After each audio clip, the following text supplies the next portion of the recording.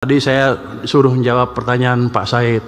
Jawab katanya 2 bulan 2 liter. Tadinya pemerintah mengusulkan 2 bulan 10 kg masing-masing bulan, terus 1 liter. Itu tadinya ya. Terus Pak Said minta 2. Saya challenge, ya udah kenapa 2? 5 liter aja sekalian. Yang nggak berani Pak Said rupanya. Jadi jangan salahkan saya. Pak Said bilang kami nggak berani, saya minta 2 aja. Ya udah saya kasih 2.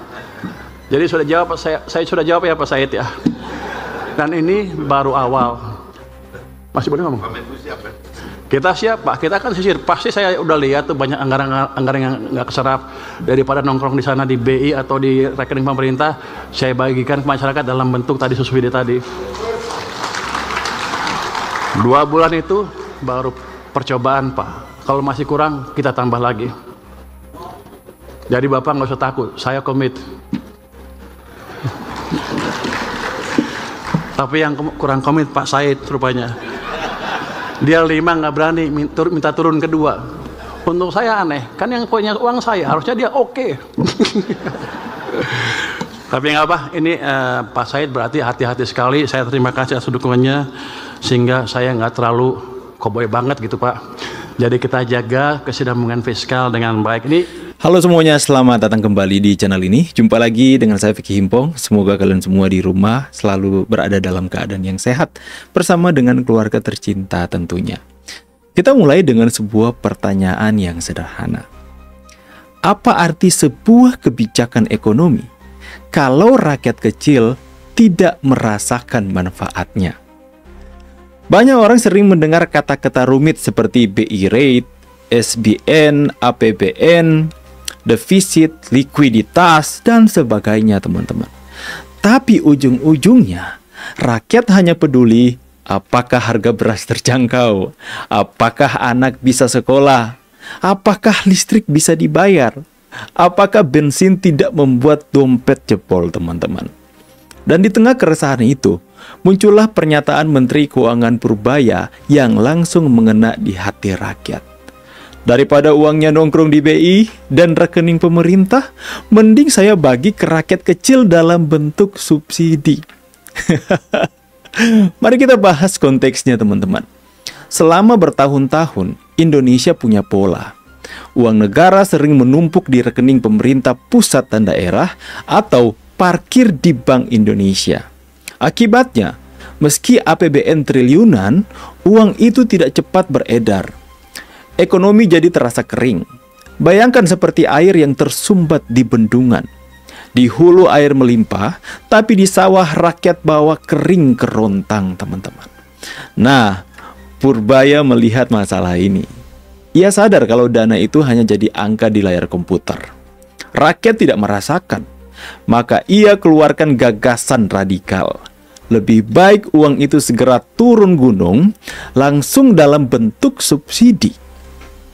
Kalau kita bandingkan, gaya Pak Purbaya jelas beda dengan menteri sebelumnya. Ia dikenal ceplas-ceplos teman-teman, apa adanya. Sering melontarkan kalimat spontan, bahkan sampai disebut gaya koboi. Tapi justru itu yang bikin rakyat merasa dekat. Karena ia bicara apa adanya, tanpa banyak basa-basi akademis, kata-katanya tentang uang nongkrong loh teman-teman. Bayangkan, sederhana, simple, tapi maknanya dalam. Jangan biarkan uang tidur, harus kerja untuk rakyat. Mari kita konkretkan dulu teman-teman. Subsidi apa saja yang mungkin akan dibahas selain dengan minyak 1 liter, 2 liter. Subsidi pangan, bantuan langsung untuk harga beras, minyak goreng, atau telur. Yang kedua mungkin bisa subsidi transportasi, menjaga harga BBM atau ongkos transportasi umum tetap stabil. Kemudian yang ketiga, subsidi listrik dan energi. Saya pikir pemerintah sudah mulai mencanangkan hal-hal itu teman-teman. Dan kita, masyarakat sudah mulai merasakan dampaknya. Karena ketika listrik pun diberikan subsidi, rakyat kecil tidak tercekik dengan biaya listrik. Dan kemudian pemerintah juga sedang mengerjakan subsidi pendidikan, beasiswa bagi anak-anak keluarga tidak mampu. Jangan lupa subsidi kesehatan teman-teman, menutup biaya BPJS agar semua orang bisa berobat dengan tidak dibebankan biaya sama sekali. Kalau uang triliunan yang biasanya hanya diam atau nongkrong di rekening pemerintah dialihkan untuk hal-hal yang saya bacakan tadi, maka langsung terasa dampaknya di dompet rakyat. Langsung dampaknya dirasakan masyarakat kecil.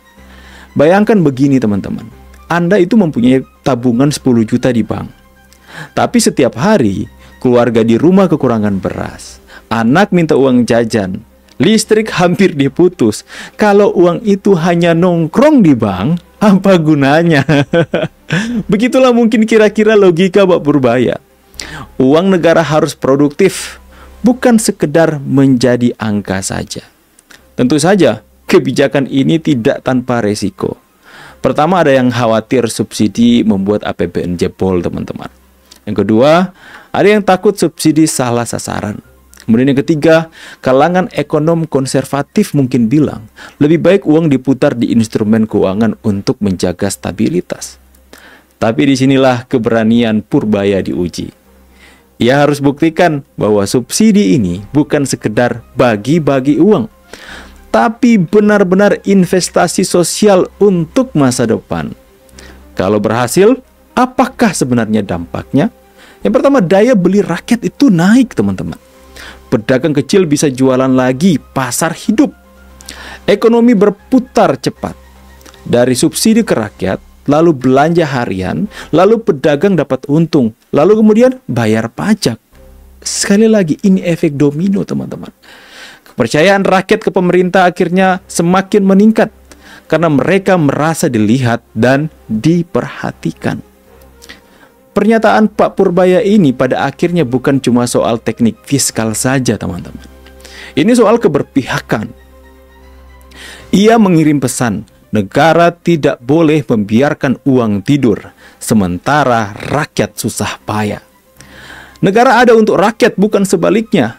Dan kalimat sederhana itu bisa jadi tonggak sejarah. Daripada uang nongkrong di BI, lebih baik saya bagi ke rakyat kecil.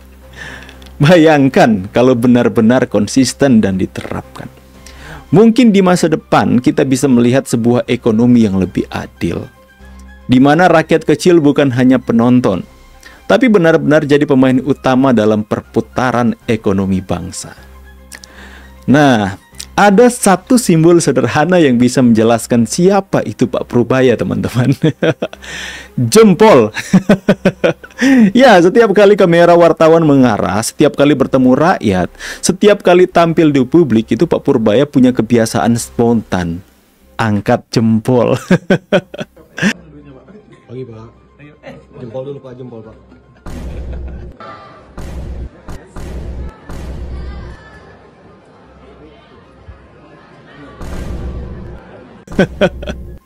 Gestur sederhana ini akhirnya jadi ikon. Dan menariknya, rakyat pun mulai mengidentikan dirinya dengan simbol itu. Jempol artinya oke, artinya mantap, artinya positif. Di dunia komunikasi politik, simbol sangat penting. Kalau dulu Pak Soekarno punya gaya retorika menggebu-gebu, Pak Jokowi terkenal dengan blusukannya, maka Pak Purbaya punya gaya khas, jempol. Gestur ini sederhana tapi penuh makna, teman-teman. Optimisme. Jempol artinya selalu ada jalan keluar. Kepercayaan diri. Tanda bahwa ia yakin dengan kebijakan yang ia buat akan berdampak baik kepada rakyat kecil. Kemudian dekat dengan rakyat. Karena jempol itu bahasa universal. Semua orang pahamlah apa arti jempol itu. Bahkan tanpa kata-kata pun, ketika Pak Purbaya mengangkat jempol, pesan itu langsung sampai ke masyarakat. Tenang, kita bisa atasi bersama. Hanya dengan simbol jempolnya seolah dia mau menenangkan rakyat dan bisa memberikan solusi atas keuangan di Indonesia ini. Tidak butuh waktu lama. Gaya sederhana ini membuatnya jadi menteri favorit. Rakyat melihat bukan hanya kebijakan soal subsidi, tapi juga kepribadiannya yang terbuka, teman-teman. Apa adanya dan tidak berjarak. Pak Purbaya ini tidak terlihat kaku, teman-teman. Tidak penuh protokol yang berlebihan. Malah sebaliknya, ia tampil seperti tetangga yang gampang diajak ngobrol. Popularitasnya makin naik ketika fotonya dengan jempol beredar di media sosial. Meme, stiker WhatsApp, sampai kaos bergambar Purbaya dengan jempol pun kemudian bermunculan. Ada yang bilang Pak Purbaya ini secara tidak sadar sedang membangun personal branding, teman-teman. Di era digital, branding itu penting. Simbol jempol bukan hanya gestur fisik, tapi jadi brand identity. Kalau orang lain butuh tim PR khusus, Purbaya cukup dengan jempolnya saja. Dan lucunya teman-teman, rakyat sendiri yang mengangkat simbol itu. Mereka bilang, menteri jempol, kebijakan pun jempol. Keren gak? Artinya, rakyat memberi pengakuan bukan hanya pada gestur, tapi juga pada substansi kebijakan yang pro kepada rakyat kecil. Gestur ini bahkan menular, teman-teman. Di banyak acara, ketika Pak Purbaya itu datang dan memberi jempol, rakyat spontan membalas dengan jempol juga. Seolah-olah ini ada ikatan emosional yang lahir dari gestur itu. Itu seperti bahasa baru antara pemimpin dan rakyat. Tidak perlu kalimat panjang. Cukup satu jempol dan suasana seketika pun langsung menjadi cair.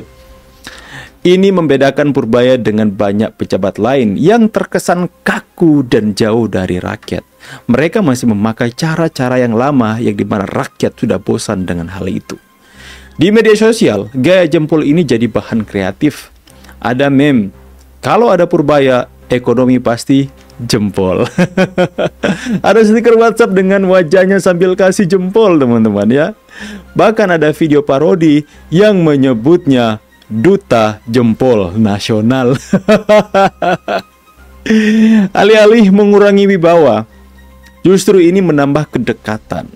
Karena rakyat Indonesia memang suka pemimpin yang bisa ditertawakan bersama tanpa kehilangan rasa hormat. Bandingkan dengan pejabat lain yang kalau foto hanya senyum tipis-tipis atau canggung, teman-teman. Pak Purbaya justru tampil beda, kasih gaya jempol. Satu hal kecil tapi dampaknya besar. Karena publik merasa ini orang apa adanya, tidak dibuat-buat. Si koboi. Dari sinilah lahir label baru, Menteri Favorit Rakyat. Dari cerita ini, teman-teman, kita bisa belajar. Simbol sederhana bisa jadi jembatan besar antara pemimpin dan rakyat. Kedekatan itu bukan soal program megah saja, tapi soal bahasa tubuh yang mudah dipahami semua orang. Jempol Purbaya akhirnya bukan sekedar jari yang diangkat, tapi representasi sebuah semangat, optimisme, keberanian, dan keyakinan. Akhirnya kita melihat Pak Purbaya tidak hanya dikenal karena kebijakan ekonominya yang berani, tapi juga karena gaya khasnya yang sederhana dan membumi. Ia jadi duta jempol, bukan karena diangkat secara formal, tapi karena rakyat sendiri yang memberinya gelar itu. Dan di balik semua itu, satu hal yang jelas, di mata rakyat, ia bukan sekedar pejabat, tapi teladan. Menteri favorit, karena ia mampu membuat rakyat percaya dengan cara yang sangat sederhana. Sebuah jempol, teman-teman. Mana jempolnya? Ini jempol saya. Pak Purbaya tetaplah membumi, tetaplah apa adanya. Just be yourself. Kami, rakyat Indonesia, mulai menyukai dengan gaya Anda yang apa adanya, yang koboi itu. Tetap semangat, bawa Indonesia lebih gemilang lagi dalam kepemimpinan Anda di Menteri Keuangan.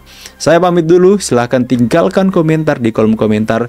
Jangan lupa tekan tombol subscribe. See you on the next video guys, and God bless. Bye guys.